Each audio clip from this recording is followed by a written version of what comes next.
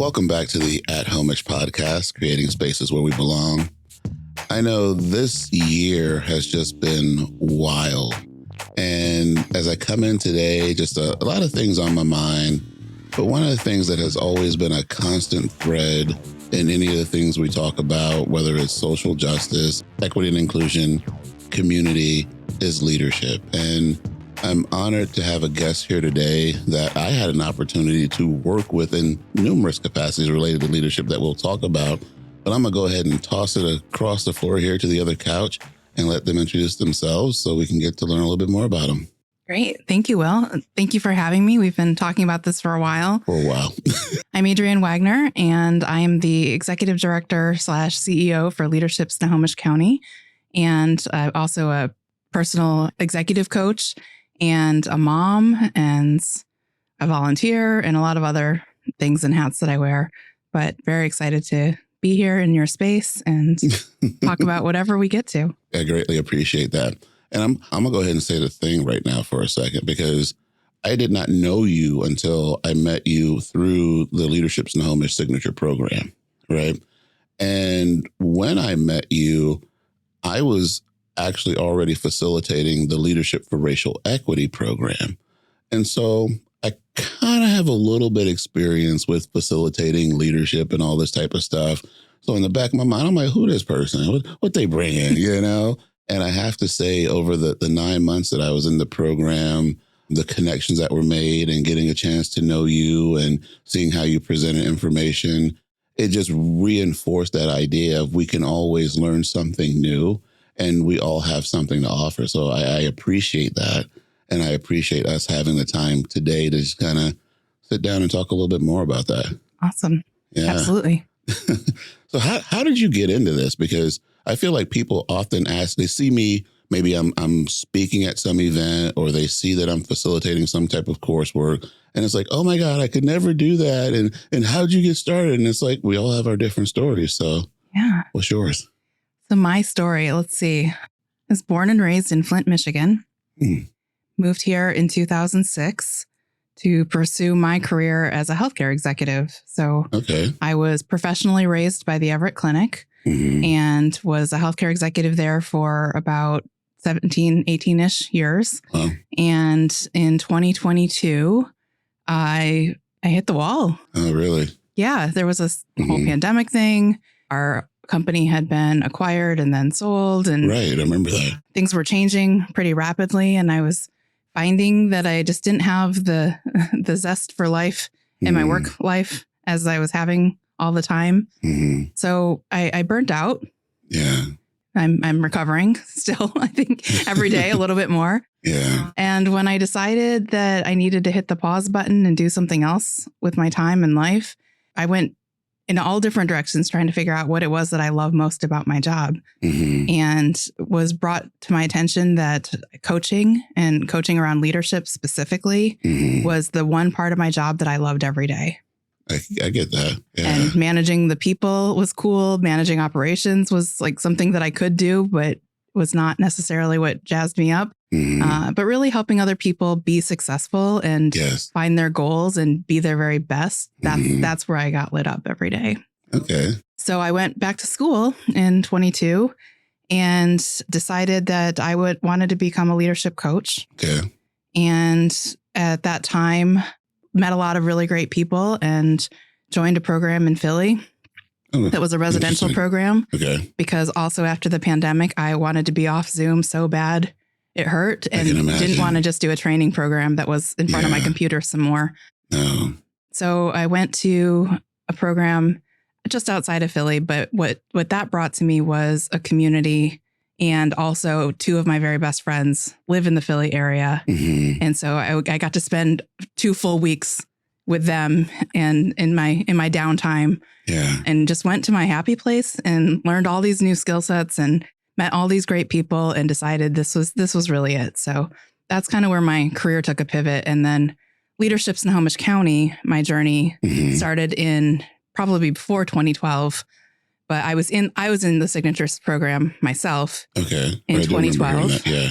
I'd wanted to be for many years before that as a transplant. I thought it would be a really great way to plug into the community side of my life, Right.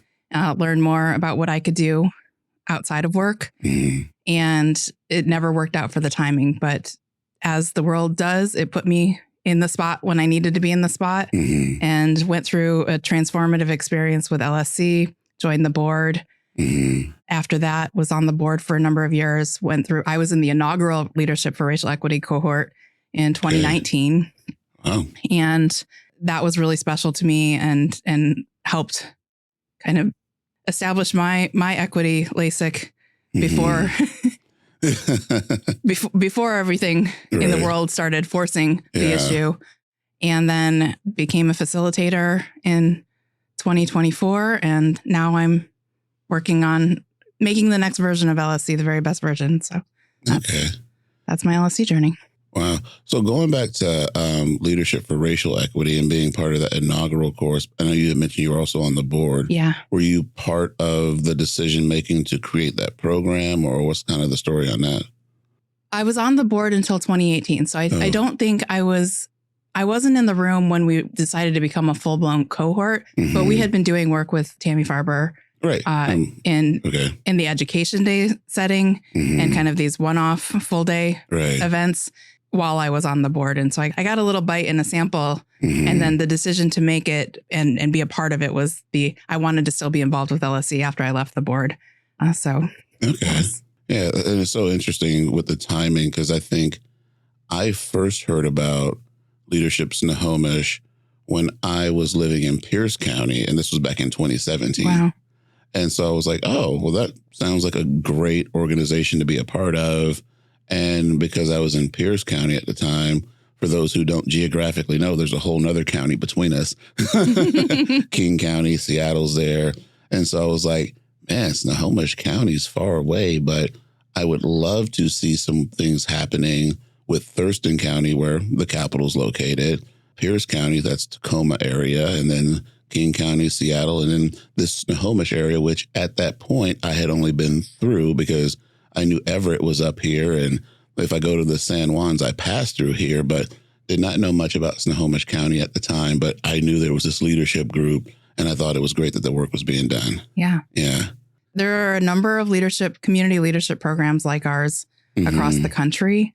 And they're all a little bit different, but kind of had that same element of bringing together leadership capacities, plus how does the community, different sectors in the community work together, plus being involved and activated. So there's kind of like a little bit of overlap in each of them. And we're part of a national association. Right. So I get to talk to the people that are at Leadership Tomorrow and Leadership Eastside and Leadership. There's a Skagit and I heard about Leadership Skagit. Yeah. There's a bunch of us, and we get to hang out once a month. It's pretty cool. Yeah, and I was wondering if there was like regular communication, regular connection. Is there like a national conference that happens? There is. Oh, tell me more. Yeah, it's called the ALP is the Association for Leadership Programs. It's a national organization. I have not yet been to the conference, but I do hope to go. We have recently re-engaged in one of our former executive directors, Kathy Solberg. Right. She was on the board for the national ALP.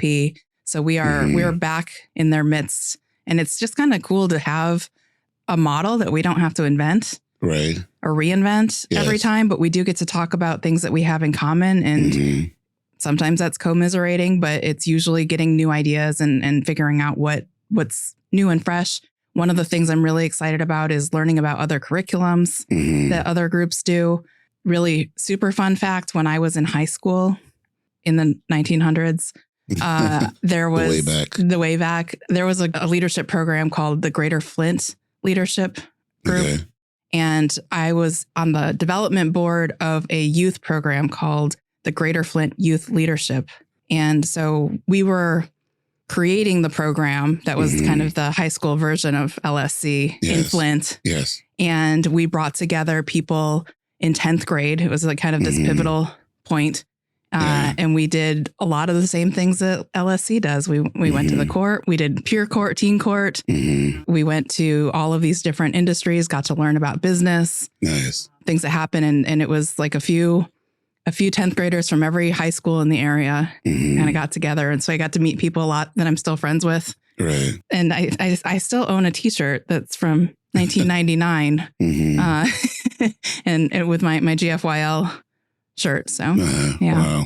But, it's interesting because when I first heard about Leadership Snohomish, I was with WEA, the Washington Education Association.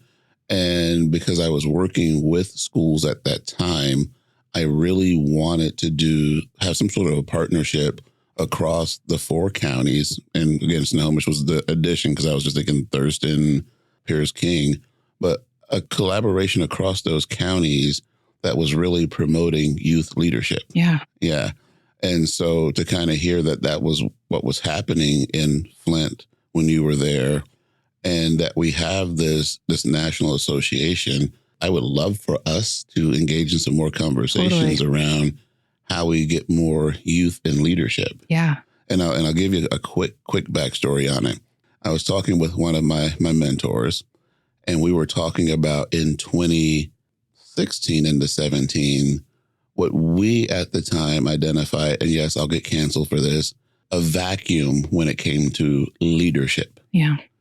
Because we were reflecting on the national scale, looking at the people who were being considered for some of the highest leadership roles. And we were kind of like, yeah, it could go with this one or that one. But it really seemed that there were some pieces that were missing. And also in conversations, acknowledging that because of the way some organizations are currently functioning or not, or are dysfunctional, people not really wanting to get into leadership. Yeah. Because we see people get in those roles and it's like, wow, look, after 4 years or more, how much they've aged and what they've been through. And kind of like what you're saying, like what brings you alive? What are you most passionate about? And I think it's hard to see those roles as that. So who wants to do that, right? Yeah. One of the first things that we talk about at Leadership Snohomish County is this difference between leadership and authority. Yes. And that leadership is not a position, and leadership is not a title or, a rank in a lot of ways. And that leaders, they're the ones doing the work. Sometimes they're the people that folks will naturally gravitate toward because they're reliable and they're authentic and they get stuff done. And also they're just kind of good humans. I don't know a better way to say that, but they've got an elevated sense of community, of empathy, of how do they connect with other people. And what I love about LSC is that you don't have to be already in the C-suite. We have some C-suite folks in our class. We do, yes. And that's really awesome. But we also have people that are just getting started and volunteering for different clubs and groups in their organization, outside in their communities, with different nonprofits that are also leaders. And everyone comes in at this equal place. There's kind of this, I wouldn't say we close the generational gap, but we learn from the generational gap. We do. And I think that's one of the evolutions that Leadership Snohomish County has been through, is that there was, for a number of years, a young professionals group. Right. I remember and so that. it's like folks under 30. Yeah. And when I went through the program, I probably could have been in either one, but I specifically wanted to be in the signature program at the time. And through the changes in the pandemic and the world and businesses being investing in things like leadership development, we don't have an active young professionals program right now. Everyone is in the signature program. It's for all levels. And honestly, like, I don't know that we'll go back because of the really great things that are happening across generations, across different levels of leadership, across different places in people's journeys for leadership. And there's this two-way, multi-way, really a multi-way, a big star of mentorship happening across the class, that it doesn't matter how long you've been in the business. Some people find that they want to be in a totally different business. And so we've got folks pretty much of every generation in the class right now. And it's like the coolest thing to watch, to see where those connections happen and where they start to work together on community projects and that sort of thing. So it's pretty awesome. Yeah, that's absolutely one of the things that I found really beneficial, because when I was in the program, I was a C-suite person and still am. And kind of that upper to the middle age range of people who were in the program, because there were some people who were older than me, some who were younger than me. And so there were people who brought in certain levels of experience, life experience, and maybe experience with a community organization that may not have been in that executive type of role. Right. And so then from the executive role to be able to see like, oh, this is what's actually happening at this level in this organization was insightful to improve our overall capacity for leadership. And then even to be potentially in a role of mentor for some people, it's like, oh my God, you're in this role. It's like, nope, stop. I'm just me. But it's like, hey, let's talk about what this means and how we make these connections. And I really love what you said about leadership not being a title or a position, because I do feel there's a number of folks out there that have a title, that have a position, but they ain't leading. Yeah. Yeah. Coming from healthcare, I think I saw a lot of amazing examples of leadership. Yeah. And a lot of people who were kind of the last ones, that, like the people that didn't step back, they were just there for a really long time. And so they would be in charge of things. Yes. And they didn't have the training necessarily to deal with some of the leadership challenges that they were being faced with. And for that, a title will not help you. No. Get out of a bind. No. It's like, I've been here for 20 years and I worked hard my first 5 and I moved up and, it's just my office now and I'm in charge and it's, kind of hard to get rid of me. So I'm just here. Yeah. And that's one of the things that frustrates me so much with leadership. And you can't see the air quotes that I'm going to do now when I'm talking with people in leadership roles, because in any organization, you have multiple levels of leaders.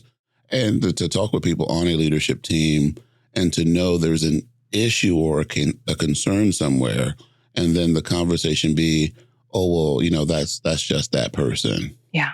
Can't do anything about it. Or, that's how they operate. And, it's just been something that's gone on for years now. And it's like, okay, now I'm not questioning that person as much as I'm questioning you, because if you're the leader that they potentially report to, or you evaluate them or you support them, you're guiding and helping them, but that's a problem that it doesn't really sound like you're addressing. Tell me more.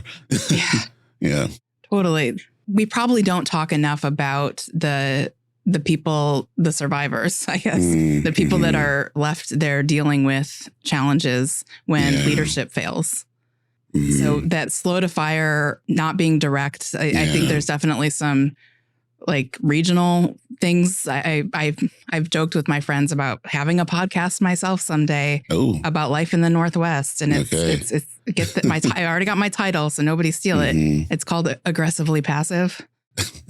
And I think that's different about, I mean, I don't know what it says about the leader who doesn't address things or, even promote somebody out of their team so that it's a higher level problem or hitting an organization wide situation.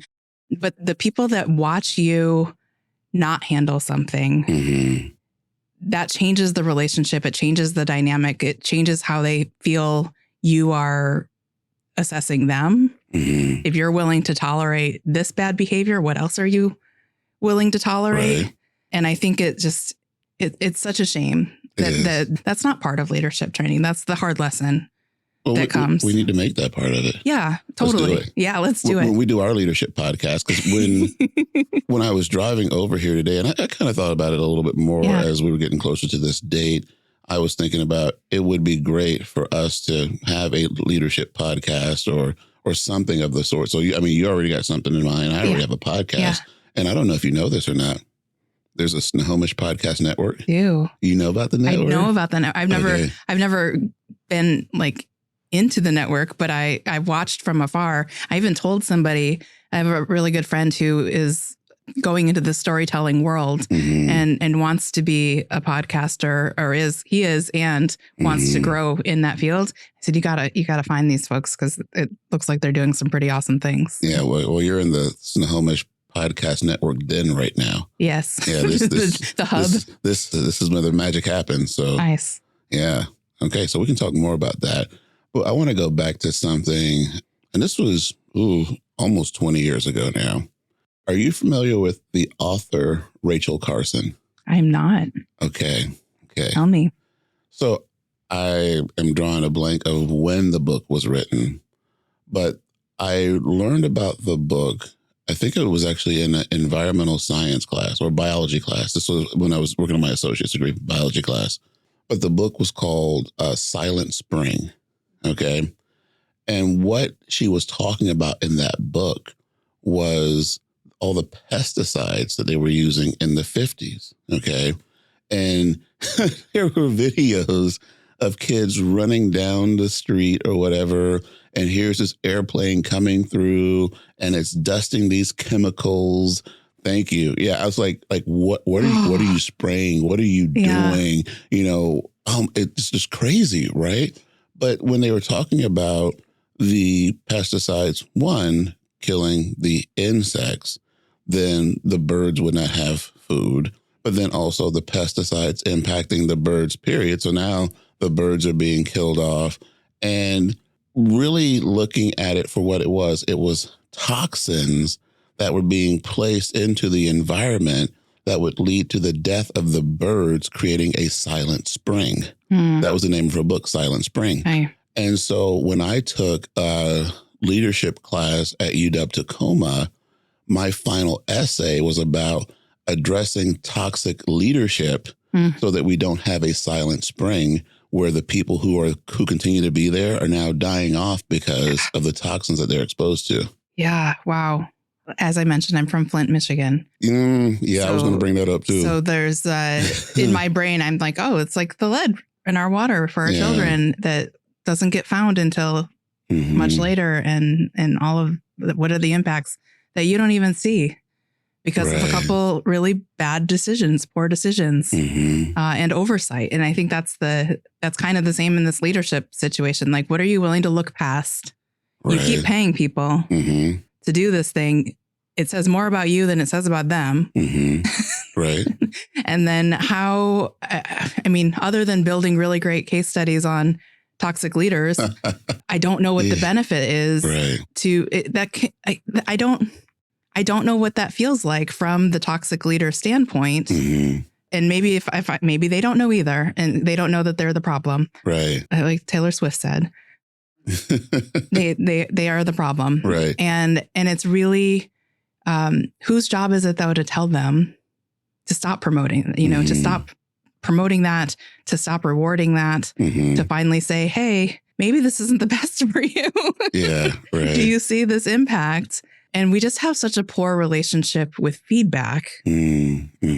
Annual reviews are seen as punitive. There's not enough conversations happening throughout the year. And people seem surprised when they don't get something, or there's this expectation that they'll get something every single time. And it's not a place where you can be constructive or honest, or people in your team feel like they can be honest about you, because there's a power dynamic that is all based in title and rank and hierarchical thinking. Yeah. But like, we keep passing the buck over and over and over again and letting this happen. Yeah. Sucks. It does. And I don't know if another author, Susan Scott, I don't know if she's still in this area or not, but she had a book, Fierce Conversations. And it was one that really, highlighted the importance of feedback and having those authentic conversations to get to the root of what's going on so that teams can actually come together and be efficient in whatever it is they're doing. Yeah. Yeah. One of the things that I work with folks when I'm coaching individual clients is we do a version of a 360 sort of feedback process. And a lot of it is training the person to gather the information from the people that they interact with most, and training them in a way to just sit with what they're saying. You don't have to agree with it. You don't have to understand it. But the fact that this is one person's point of view, POV, as the youths say, that is a valid, you've made someone feel a certain way about a thing that you did, and take that and say, where are the themes popping up? Where else do I do this? What makes me, do I just need a snack before I engage, with certain people? Yeah, no hangry leadership. No hangry leaders. Do not be a hangry leader. And then what do you glean from that? And that process of just listening, taking it in, trying to see where are the nuggets of truth and the pearls of repetition that are happening in your life and your leadership style before you say, everything I do is great. Everything that I do is not great. I get a lot of feedback from my children, and I know that everything that I do is not great. But somewhere along the line, we stop being super honest, like the 6-year-old, and start like hiding things from people, and that it does not serve them. No. And speaking of children and feedback, when I was a teacher, one of the things I used to do, and it's appropriate because for some people at this point now when we're recording, it's the end of the semester, right? And so when we were getting ready to do report cards, I would hand the students a report card for me. And it's like, okay, you don't have to put your name on it if you don't want to. I'd love for you to. That way we can have a follow-up conversation, but I want you to grade me in these areas that I think are important. And here's a little blank area here where you can add any sort of comments or, things that you would like to see in this class. No, we aren't going to have a pizza party every day. Yes, we still are going to have some homework, but let's really talk about in the scope of what we're here for, because we're not going to like everything with everything that we do, right? Like I often tell people, I really love my job. You hear that? You hear that? I love my job. And at the same time, if I didn't have to have a job, I probably wouldn't want to have to get up every day and do the job, right? Right. But we have to do the job to pay the mortgage, to pay for the utilities, to get the food. And so it's like there are so many things in our life that we have to do that we may not always want to do or may not like to do, but we do them, right? And again, we're talking with students. There are going to be things in the classroom that I know you're not going to like. Okay. But now let's talk about in the scope of this specific work, how is this going for you as we work on this thing? Yeah. Yeah. There's a book that I read when I was going through my career break time frame, like the summer of 22, that one of my coaches recommended for me.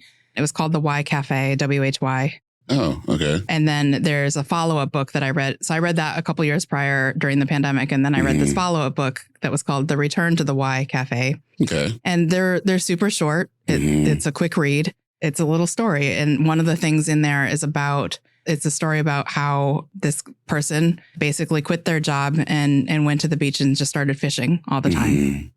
And when asked about it, they said, well, the thing is I was going to my job so that I could make money to be able to afford the things. And then I'd have to keep paying for the things in my life when what I really wanted to do was go fishing. Right. And so I've just figured, well, what if I just stop paying for the things and just move out here and go fishing? Right. And cut out the middle section of that. And the piece that I took away in that second book, The Return to the Why Cafe, is this idea of calling in well. And it like dawned on me that I was spending so much time. I had a great job. I had a wonderful job. I loved the people that I was working with. If you asked my mom, she would have been very upset. She was very upset that I quit a perfectly good working job. Right. And the idea was that instead of calling in sick to work, only to get better and go back to the thing that's making you sick. Right. The work, burning the candle at both ends and working 60 hours a week. Every now and again, the main character in the book said that she would call in well and go do something that re-energized her and filled her cup when her spirit felt like it needed to be filled and didn't do the work that day. And because we have this really twisted relationship with PTO. Yeah, we do. And we use it as sick time. It was never designed to be sick time. No. But that's how we have to use it now because of, capitalism a different day, but a different day. That's a whole season on that. It's our other podcast. Yeah. But this general idea that like, what are the choices that we're making? Are we making choices that are long-term choices? Are we making short-term, like quick fix gratification choices? And what do they cost us? And in the end, there's probably enough. It's just how do we spend it? Yeah. One thing that did come to my mind that I was trying to hold on to before it got too far gone, we were talking about toxic people. Yeah. Right. And the line that came into my head was from The Sixth Sense, that movie, Uh-huh. where it's like, I see dead people and they don't know they're dead. Yeah. I see toxic leaders. They don't know. They don't even know They it. don't even know it. Those poor souls. Yeah. Yeah. No one tells them. No. No one writes letters to their worst boss. Mm-hmm. They shouldn't probably write letters to their worst boss and say, probably here's all the afraid of things. them. Yeah. You know? It's a power dynamic. Right. Yeah. They're oppressed. Ugh. Yeah. But see, now, I feel like this podcast could even been like a book club kind of conversation, because Totally. we're referencing a lot of different books. But there's a book that I often reference, The 5 Dysfunctions of a Team. Yeah. Yeah. Whew. Yeah. If you have a dysfunctional workplace, no, but really, Who doesn't? well, some places are good. Some places are good, but they all have the capacity to have toxic people in them. Yeah. And dysfunctional people enter them. Yeah, absolutely. Humans. Yeah. But even looking at that primary dysfunction of absence of trust. Yeah. Because if you don't trust that you can come to someone with something, or trust how they're going to respond in a situation, you just kind of hold your cards close and it's like, yeah, I'm just going to go along to get along, which goes back to that aggressive or passive. The path of least resistance. Yeah. Well trodden. Yeah. So there's something coming up here soon with Leadership Snohomish, right? Yes. It's a conference that you all have that We do. I'm acting like I don't know about it. You do. You know what? So I know your introduction to me was in the signature program, but my introduction to you started before the signature program. Uh-oh. I know you're in trouble. No, you're not in trouble. When you were a speaker at this Step Up conference that you are alluding to, one of my very good work best friends, Jess Hawkins, was your room moderator. Oh, okay. And I didn't actually listen to your session. I just got to hear for days afterwards how awesome you were from Jess. Wow. Thank you, Jess. Because I know you're listening to this episode. so meeting you was like, there was like this celebrity-esque feeling of like, oh, that's Wil. Like, okay, let's. I've heard Jess's opinion. Now I'll form my own opinion. But Step Up in a way is what brought us to, or at least you into my orbit of awareness. And we're really excited this year. Step Up is going to be April 24th. April, okay. And it's our 10th year of having Step Up Conference. And it was started in the before times. And 4 years in the before times, we were having this in person in Linwood at the convention center or the event center. Right. And then the pandemic happened. And for the last 5 episodes of Step Up, we have been online on Zoom. And so I'm so excited to be able to come back into the real world. We're having a full day conference on April 24th. It'll be at Indigo Hotel in Everett.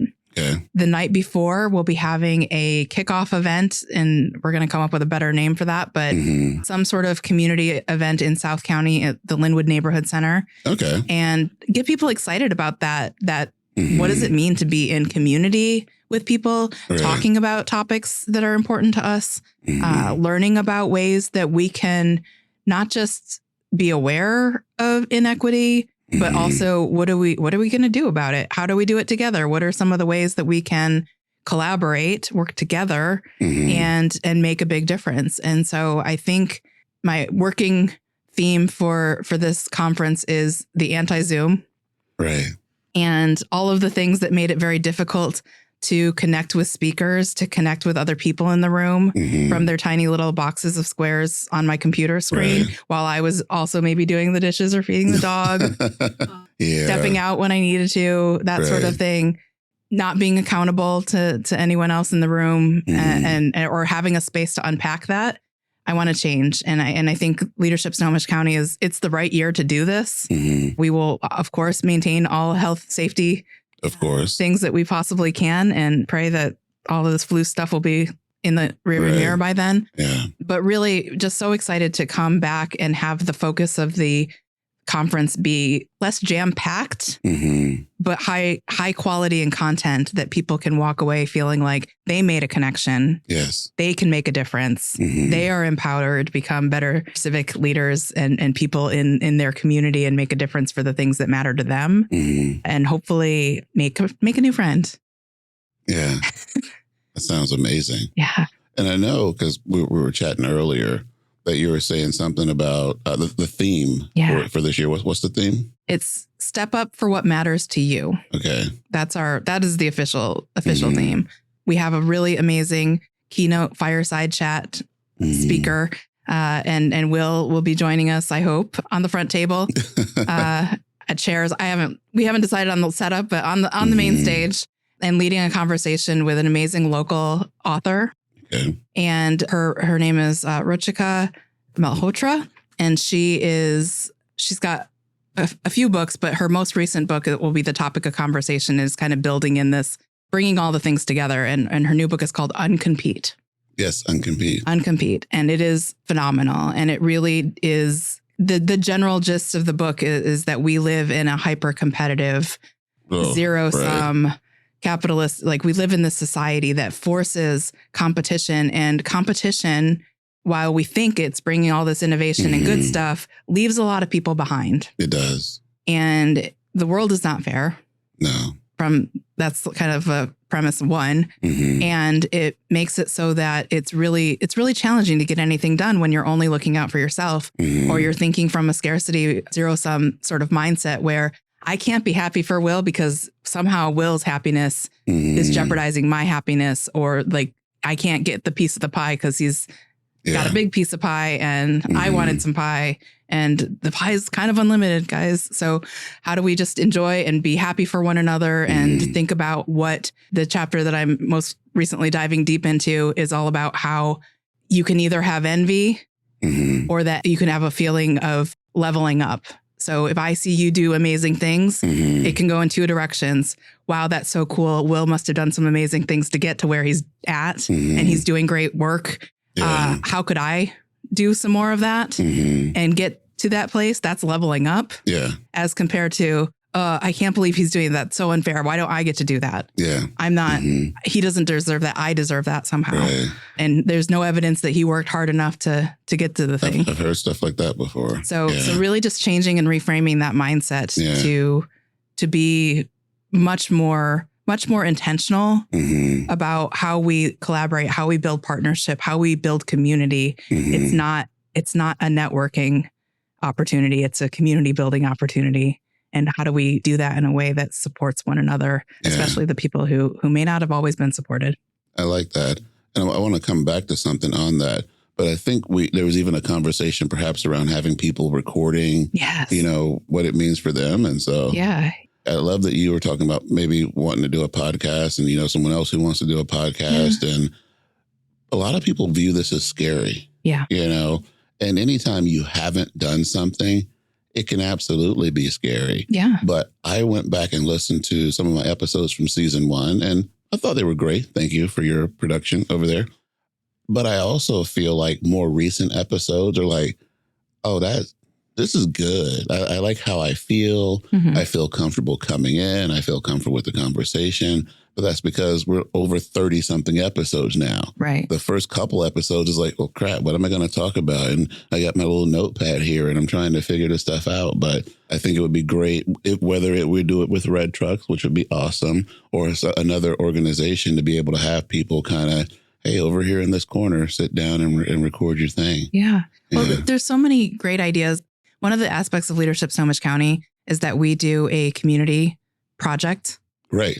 Yes. And so it's evolved. It's been in lots of different forms. When I was in the program, I was assigned to build a basketball court. I didn't know how to build a basketball court. I remember you talking about that. It took a really long time. It's still there, though, still standing. Happy to report. I visit it. Let's go hoop it up. I visit it somewhat regular. We absolutely can. I know the director at that Boys and Girls Club. I can't hoop, but I can't either. But I'll show you all the secret ways in which we built that court. The current way that we do the projects is that we have the cohort, the people in the signature program, start generating ideas about the things that they care about and the things that they're interested in. Right. And then we share all of those things. Like this is where I think there might be some work. And then we send them out to find another person or a couple people, a group of people that care about the same things. And then go to the organizations that you want to, who's doing this already? Right. So what are they doing? What do they need help with? Ask them what they need help with. Don't just do it for them and assume that you know what they want, because you may build them. Like when you get a food drive and you give them all these cans, but no can openers. Yeah. That's not helpful. necessarily. If all they need is one can opener, then do a drive for can openers. So they're coming up with these ideas, and the ideas are so awesome. Like the ways in which people are working together across different field. Like I got a call the other day from one of my board members asking if so-and-so was in our cohort. And I said, yeah, well, why do you ask? And apparently this person had brought to their neighborhood group their community project, said that they were in this leadership program. And my board member didn't want to just assume we were the only leadership program in town. But it was so cool to start hearing about these stories of things that are bubbling up and people are working together and they're doing some just really awesome things. So at Step Up, we're hoping that we can have some way for audience participation for them to either submit or be recorded at the event, talking about what is it that they're doing. I know that there's a lot of community leaders out there, whether they identify as such or not, that are out there making sure that their neighbors are safe, that are out there caring when grocery stores get closed. They're out there giving rides to people who don't have transportation. One of the projects is about helping people who have recently lost loved ones do just household things without having to call a service. There's there's so much good stuff out there to help people that need the help. And we want to hear about it. And we also want people to get ideas and see that it's within their capacity to do something. Part of like the very foundations of my DEI learning is being able to see examples and see yourself and have empathy. And how can I be a part of that? Maybe you didn't ever know that your job existed. But now that I know that it is, we had somebody fill out a survey for our class that said that once they heard from a speaker who's doing some really cool stuff in the city of Everett for events and things for the city, they're like, I want his job. Didn't know existed before that day. But now that they see it, like, how do I make things happen in that same way? But you're making me like really think about some other things too, because I had a local publication reach out to me and they want to start doing a section on unsung heroes. And so what I was kind of envisioning when we were talking about having people come up to the microphone and share what they're doing, I did a social media post recently about, not meeting your heroes because they'll likely let you down. But I'm like, instead of having that perspective, we're putting the wrong people on pedestals. And so how do we reframe your hero? How do we now elevate people? And so I'm thinking about have the little studio set up, or someone's coming in and they're sharing what it is they're working on, and then like have a cape to put on them, and then they can take a picture like, I got my cape on, I'm doing my thing. Oh, I love that. My 6-year-old brought home a library book a couple weeks ago, and it was about endangered and extinct animals. And as you've probably seen this model for book, but basically there's a glossary at the end, and then there's a what can you do section. And so we read it, and one of the things was about picking up trash because the trash might be destroying some animal's habitat, and or taking away their opportunity for having a safe nest or space. And the next day, it happened to be garbage day, thank goodness, because she starts just picking things up off the ground. And she remembered that when she read this and what her commitment was, and I didn't ask her to make a commitment, but she's 6 and takes everything very literally. She said, I want to carry a bag next to my seat in the car so that if I see garbage, I can pick it up and save somebody's habitat. Like, why don't we all think that way? Keep those gloves too. Oh yeah. We got a lot of hand sanitizer. Totally. 100%. And so I think just like that idea that it doesn't have to be giant. It doesn't have to require a lot of capital investment. It doesn't, no. You can do something that is, honoring and embracing somebody's humanity. Learning that there's people behind that, not making a judgment right away. I think the high school students that I used to work with really brought that to light. When we tried to identify what was going on in the community, we would talk about things like racism and homophobia and sexism. And to me, I was afraid when they said, we want to have they wanted to have an event talking about bias. And I'm like, okay, well, tell me more. And so they get into these big topics and I'm like, those are some big topics. How are we going to cover all of that? And they're like, but the thing that is wrong is it's not the people of color. It's not the people of different genders. It's not the people it's not the homeless, the people unhoused. That's not the issue. It's the bias that we hold against them. That's the issue. Absolutely. It's us. We are the problem. It's me. I'm the It's problem. me. I'm the problem. Exactly. Back to T Swift. Oh, the lyrical genius and philosopher. But yeah, absolutely. And thinking about that there's just, I don't know what's wrong with adults, but the kids figured it out. The kids are okay in that they understand these things in a way that most adults don't get. But that makes me think about something that I saw on social media recently with the exennials between, right? Oh. Gen X, exennials, millennials, where it's like Gen X coming out of the baby boomer age is like, well, this is what it is. And, we're just tough and we're resilient and we figure it out and we question just a little bit. Where millennials are kind of like, oh, okay. Yeah. Why are you doing that?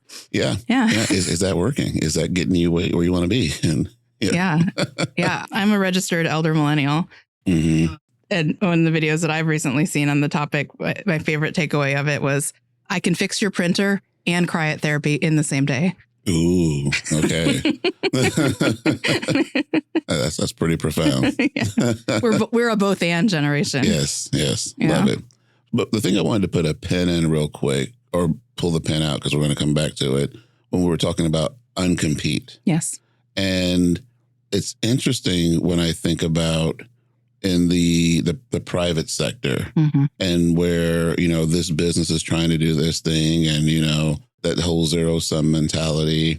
But I also see that with community organizations and nonprofits, which to me has been like almost mind-numbing. And I'll take it back over 20 years now when I was with the Honor Society and I was the president and I'm wanting to do community service projects and realizing that there were several different organizations that were around doing the same things, but then the needs weren't necessarily being met. And so to look at, here's the overhead and infrastructure and getting all that type of stuff. And it's like, this much is now actually going to support whoever it is they say they're supporting. Yeah. But, I'm not going to name drop any organizations, but, we're this organization and we do this and we've done this for 100 years. Okay. Well, we're doing this organization and we were brought up in the community about 50 years ago. Oh, hey, I'm really passionate and I just came out of the criminal justice system and I want to start this organization. And it's like, and then maybe they got some grant funding from somewhere. So they got a foundation. But here are these 3 different groups that aren't communicating, but each of them are leading with, I am this, and this is why I'm now the expert on it. But they're competing with one another as opposed to working together. Yeah. Oh. Well, recently have been through a dissolution of an organization. And part of the decision to get there, it was a hard decision with the board to get there, but we had to take a hard look at ourselves and say, are we able to meet our mission? Yeah. And not being able to meet your mission doesn't mean that good things didn't happen. Oh, for sure. Yeah. And then really thinking about, are we doing this for ourselves or for the kids? So important. What, do we keep this going because for the sake of having done it for 10, 11, 12 years? Right. Or do we find someone else and resources Pass the baton. that are doing it and not spread thin? The limited granting is really difficult right now. For sure. And it is competitive just because people are holding things close and they're unsure and there's a lot of uncertainty. And so leaving was it wasn't an admission of failure. It wasn't saying that we couldn't have done amazing things. It was just a really hard look at, is this the right thing to do right now? Yeah. And I think that, it still hurts to think about not being there. Right. But I got a call from someone toward the end of the year asking if they could donate to that organization. I said, I wish you could, but unfortunately we are not in a place where we can accept donations any longer. Yeah. So instead, I came up with a list of other organizations that were doing good work and put it on our website. Yeah. And I said, if you really want to give money, consider one of these many choices that are all very deserving. We can't take it anymore, although we would love to. Yeah. And it pains me to say that we would turn something down like that. Right. But finding other places and learning about and being open to, what are you doing? Or how are you doing it? Yeah. How well is it going? Can I offer you something to make yours better or mine better so that we can do this together? Yeah. And that takes me to the last note I had here from that pen I placed earlier about leveling up. Yeah. Because what I feel it's so important that we focus our minds on leveling up as opposed to envy. But I would also have a call out to leadership to say, create those spaces where people can level up. Because what I see sometimes is, oh, hey, how can I now do this thing? And who I strive to be is, if someone sees me doing something, that they could email me, they could call me, and it's like, yo, let's go grab coffee or maybe another beverage, depending on the time of day. And it's like, let's sit down, let's talk about, okay, here's what I've done. My path may not be your path, right? But how can we now find the pathway to help you get to where you want to be? If it's this place, okay, great, fine, cool. If it's somewhere past me, awesome, even better. But as leaders, ensuring that we create the space and the opportunities for all people to level up. Totally. And really, like, that hit so hard. Back to when I managed people, my biggest wins were other people's wins. Yes.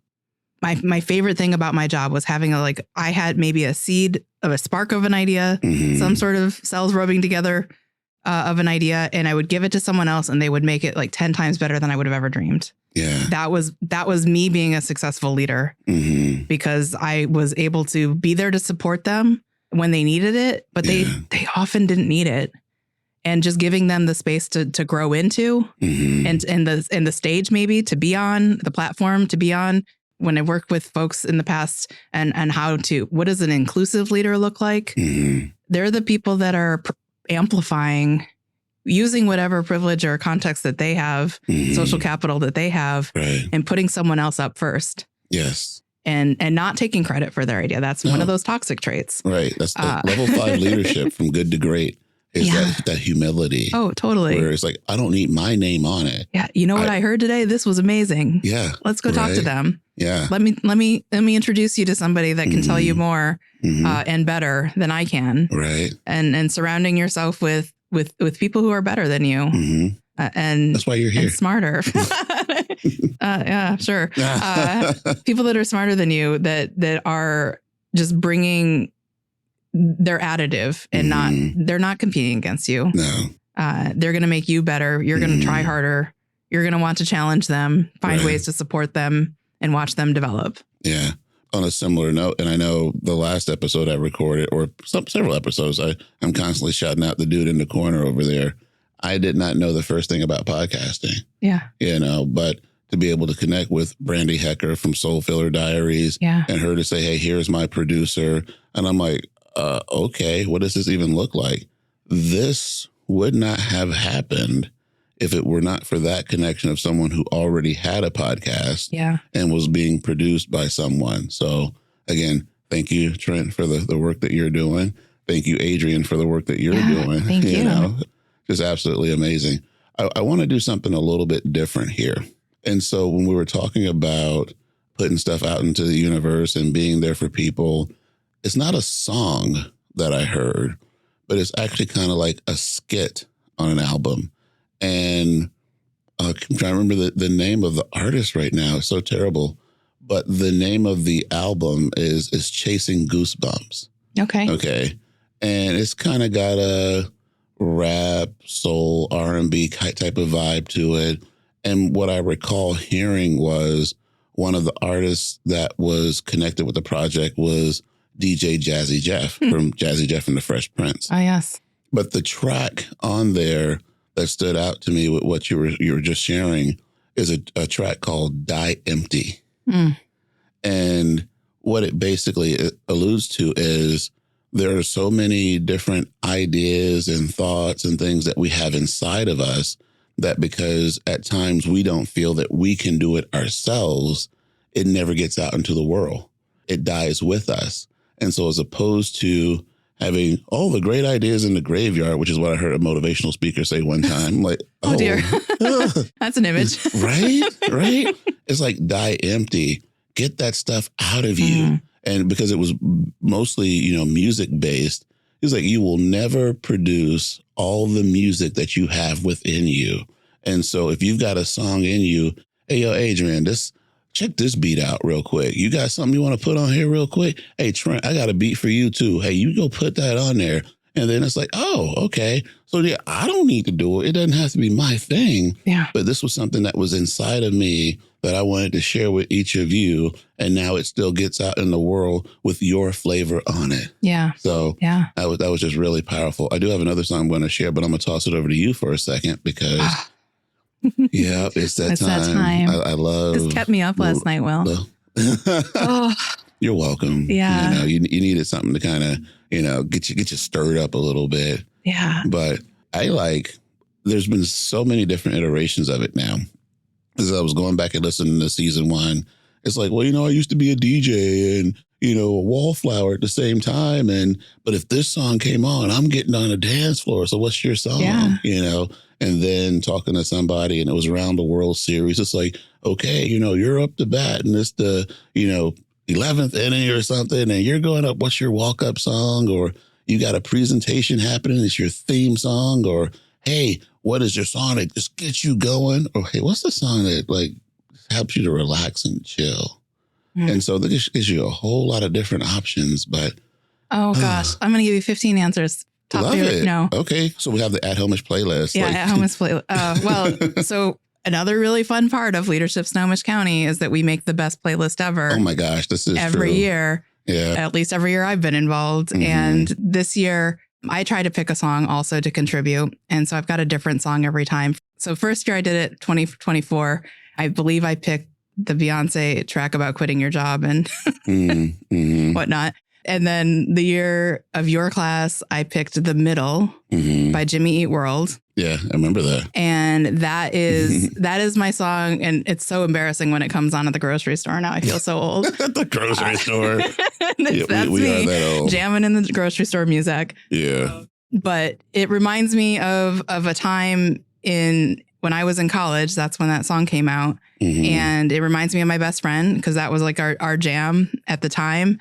And then listening to the lyrics now, it takes a whole different meaning because it actually describes where I'm at in middle age. And there's all these things about just, do your best, just be yourself.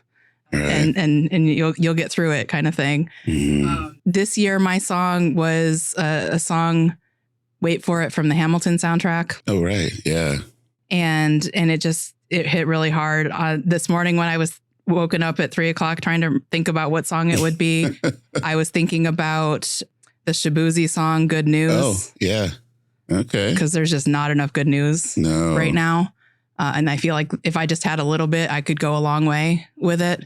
And then it made me think about my all-time favorite, whole album I can listen to top to bottom without stopping is the Gray album. Are you familiar with the Gray album?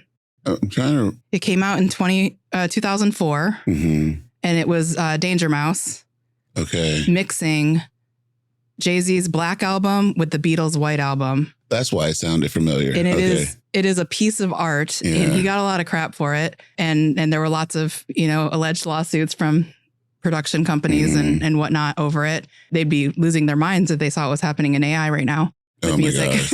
But I read an interview of Danger Mouse and it's talking about how I'm not copying anything. I'm pulling together these best parts of these two, the Black album and the White album, and mixing them in a way that creates something beautiful and meaningful. And it is just, it's amazing. I have a really old version of MP3s I have to play from my files because you can't find it anywhere now. And it's just, it's the best. Yeah. It gives me chills. That is like a promotional plug for inclusion if there ever was one. Right. Where it's like, hey, here's the best of who we all are.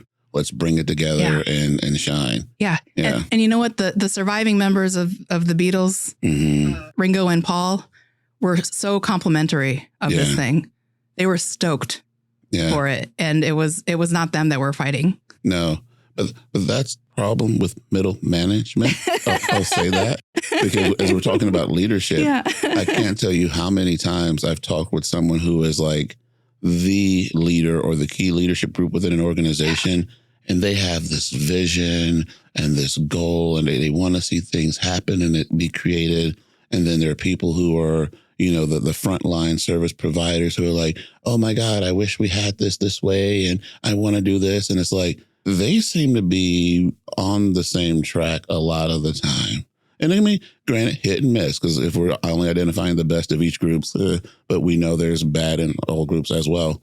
But somewhere in the middle, there are these different gaps where it just seems like, well, I worked hard to get into this job, and so I need to make sure that you're working as hard or harder. Yeah. And is that in alignment with what we're hearing from the C-suite? And it just gets mixed up. And so I constantly have conversations with people of, I want to see a communication and a leadership through line from whoever is the person that's signing the checks or making the decisions and the policies, down to the person that's holding the sign to help people cross the street, if that's the organization that you're in, that they know and they're connected and everything's in alignment with what our values are. Yeah. Yeah. That's why we do what we do. That's another podcast. So come in and step up or listen to our podcast that'll happen when we do our leadership thing.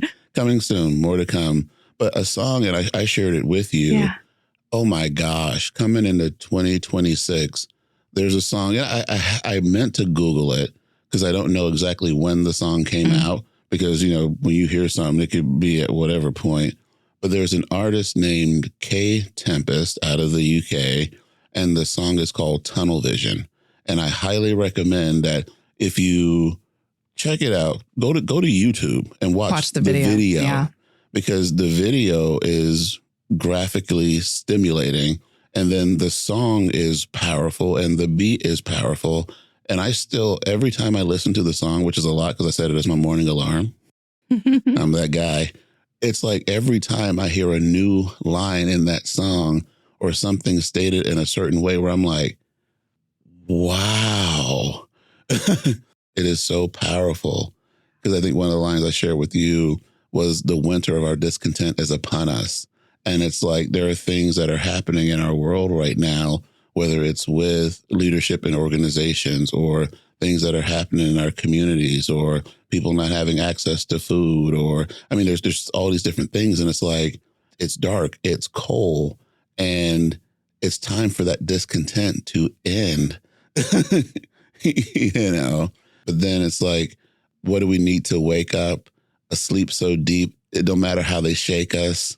And it's like, if we can't face it, we can't escape it. But tonight the storms come.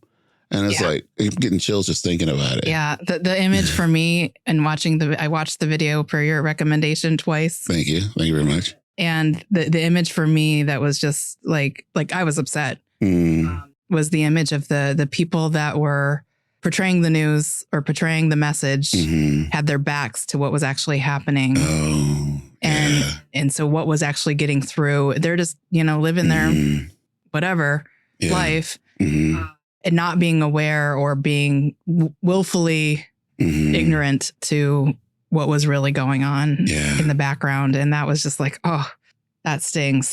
That stings. Yeah. So I don't know when it was made either, but it could have been any days of these 15,000 days of January. Exactly. But you made a reference even earlier where we were talking about 1999. Yeah. It's a good year. A good year. But what comes to mind, and I don't know how versed in Public Enemy you are. Oh. We did Public Enemy a couple episodes ago. Nice. But no, actually it was 1989. See, now I'm messing up. I was going to mess up the flow, but it was 1989, A Number, Another Summer, Get Down, Sound of the Funky Drummer. But that's the start of Fight the Power. Yeah. And so we're talking about stuff in the 80s that was messed up. And then we know stuff in the 90s was messed up. And here we are in 2025 and stuff. Well, speaking of 1999, one of my favorite things I saw recently was, who knew the revolution would have started in Minneapolis? And this said Prince. Right, Prince saw that. Tonight we're going to party like it's 1999. 2000 party over. Oh, man, good times. Yep. So now I'm going to toss it back to you real quick because I think we covered a lot. Is there anything that you want our listeners to take away from the day? And then, where can they find out information about this Step Up? Yeah. I really can't wait till we dive deep into the toxic cesspool of leadership. That's going to be awesome and fun. But for Step Up, for Leadership Snohomish County, you can go to our website, leadershipsc.org, and find the latest and greatest ticket information, how to sign up to sponsor, be a part of. And then the other thing is our signature program starts in every fall. Okay. So signature program begins in September, but we will open up nominations and applications next month in the month of February, rather. And so people can get in and start that process. But Leadership Snohomish County has been around for almost 30 years. We have well over 1,000 alumni, and at least 2 in this room. Trent, I can't wait to see you in the next class. The best class ever, 2027. And it's such an amazing community. And the way that I describe it to applicants, people that are candidates for the program, when they're coming in and doing interviews with me, I describe it as the least transactional networking opportunity you will ever get. That's true. And like everyone there comes, they build a community, they make connections. I'm always just in awe. I sit back and watch these connections bloom throughout the year, and people I would not expect, they would have never found their way into the room together in any other way, only by coincidence. Yeah. And it's an amazing program. I feel very strongly about it as a product of and a leader of and a board member of. I joke that I sat in every single chair and had lots of opportunity to get to know it and it be a part of what I do. But I really haven't gone a single day this week where I haven't run into somebody that I've either met through the program or met through a friend that was in the program. Yeah. And it's one way to build community in these dark times. And like a real good community. Right. I even had somebody email me at one point and say, hey, I heard that you went through this program. Yeah. What can you tell me about it? I'm like, oh, okay, let's grab coffee. Let's chat about it. Yeah. That's awesome. And I do greatly appreciate that you mentioned the opportunities for sponsorships. Yes. Because I'm sure there's somebody that's listening somewhere and they're like, well, I may not have the time or for whatever reason don't have the interest in participating in the program. But if you know someone who is looking to develop their leadership skills or be connected in the community, there's an opportunity for you to step up and be a sponsor and help someone have access to these resources. Yeah, really exciting that I came in this year and we were able to give over $13,000 worth of scholarship away. So to make it so that this particular class could be, everyone could be there without barriers. Yeah. And that's really important to me as somebody who had a sponsorship from an employer. Not everyone has that privilege. Right. Not all employers are in a place to give full tuition, pay for full tuition right now. And what a great way to retain, build, grow talent than to put them through this program or to find a way to help somebody get through this program. Right. And it's really cool. I can't say enough good things about LSC. Yeah. It's a way to referencing what we talked about in this podcast to help others to level up. Yes. Yeah. Yes. Good stuff. Well, Adrianne, thank you so much for being here today. I've really enjoyed our time to chat, and I can greatly appreciate that you and I have talked enough over the past year since we met initially in the class, because, of course, when you were the instructor for the signature program that I was a part of, that's my teacher. Like, hold on. Oh, no. Let me come in here, act right. And then you telling me you knew me already. And like, who's this guy Will? What's he bringing? So, but yeah, I'm glad to have you here on the podcast. Looking forward to working with you as we continue to prepare for Leadership Snohomish and just get the word out there. And I have to do the normal plugs. So, hey, there's merch still at the Snohomish Apothecary. You can go to the website, click on the shop, print your cause. You can get merch through there. And if I see you on the streets wearing anything that says at Homish, don't be scared of the 300-pound guy coming at you saying, hey, it's just me giving you some love. Thank you for your support. Check out the other podcasts on the Snohomish Podcast Network. If you have an opportunity this April, make sure you step up with Leadership Snohomish, because when we wise up, we rise up. Peace out.